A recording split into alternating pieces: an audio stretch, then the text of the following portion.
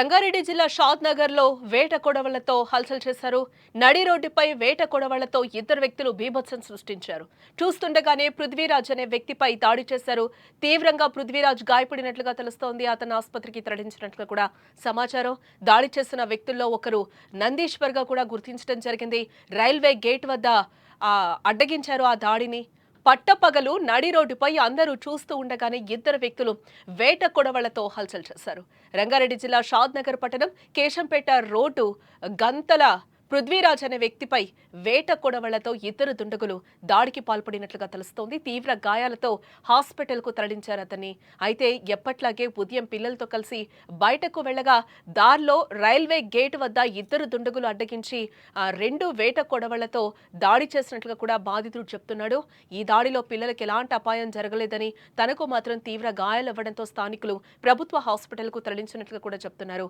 దాడి చేసిన ఇద్దరిలో ఒకరు నందీశ్వర్ అని గుర్తించినట్లు, మరొకరు గుర్తు తెలియనట్లుగా కూడా చెప్తున్నారు. ప్రభుత్వ ఆసుపత్రిలో బాధితుడికి చికిత్స అందిస్తున్నారు.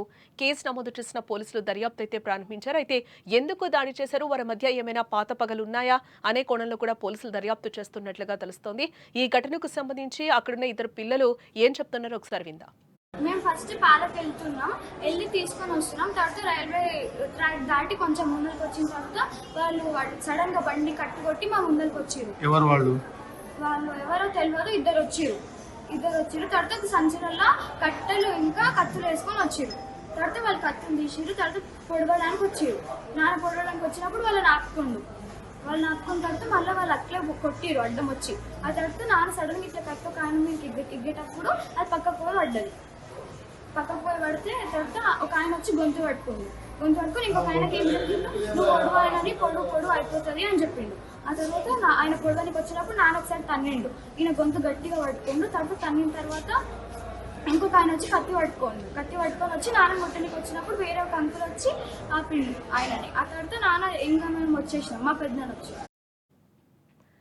పిల్లలు చెప్పింది మనం క్లియర్గా వింటున్నాం కదా. వాళ్ళు పాల ప్యాకెట్స్ కోసం బయటకి వెళ్ళాము, మేము ముగ్గురం కలిసి కూడా అనుకోకుండా ఇద్దరు వ్యక్తులు వచ్చారు. వాళ్ళ సంచిలో నుంచి కూడా కట్టెలు కూడా బయటకి తీశారు. ఒక్కసారి కూడా దాడి చేయడం జరిగింది అనేది కూడా ఆ పిల్లలు స్వయంగా చెప్తున్నారు. అక్కడ జరిగిన ఘటనను కూడా వాళ్ళు క్లియర్గా ఎక్స్ప్లెయిన్ చేసే ప్రయత్నం అయితే చేశారు. ఈ విధంగానే పోలీసులు కూడా దర్యాప్తు చేస్తున్నట్లుగా కూడా మనకి తెలుస్తోంది.